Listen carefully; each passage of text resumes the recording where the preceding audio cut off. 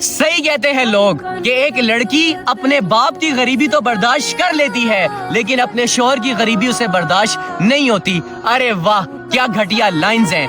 अब मैं जवाब दूं इस बात का, अब जरा कान खोल कर मेरी बातों को सुनिएगा।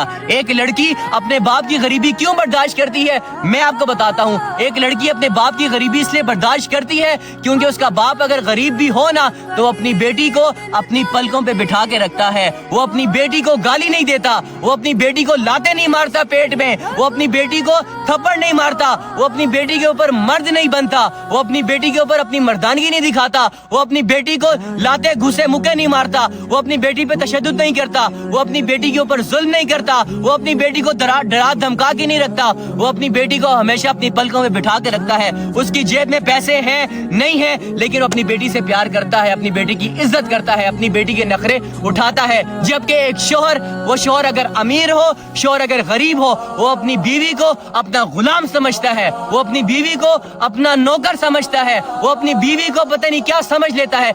जब दिल किया थप्पड़ मार दिया, जब दिल किया मुक्के मार दिए, जब दिल किया पेट में लात मार दी, जब दिल किया घर से बाहर निकाल दिया, जब दिल किया गालियां दे दी, जब दिल किया बेइज्जत कर दिया, जब दिल किया जो दिल में आया उसके साथ वो किया। तो मेरे भाई, इसलिए ना कभी भी बाप को शौहर के साथ कंपेयर मत किया करें। एक मर्द कभी भी उतनी मोहब्बत नहीं कर सकता जितनी मोहब्बत एक बाप अपनी बेटी से करता है। तो इसलिए बाप बेटी का सब कुछ बर्दाश्त कर लेती है, शौहर का इसलिए बर्दाश्त नहीं करती क्योंकि शौहर ने आज तक अपनी बीवी को बेटी की तरह ट्रीट ही नहीं किया। वो अपनी बीवी को हमेशा अपना गुलाम समझता है, उसे यही लगता है कि ये मेरी गुलाम है, ये मेरे टुकड़ों के ऊपर पल रही है, लेकिन वो ये भूल जाता है कि उसकी बीवी उसकी नस्ल को दुनिया में लेकर आती है। तो ये बातें, जब तक ये आप ऐसी बातें करेंगे तो इन बातों का जवाब देने मैं मैदान में आऊंगा।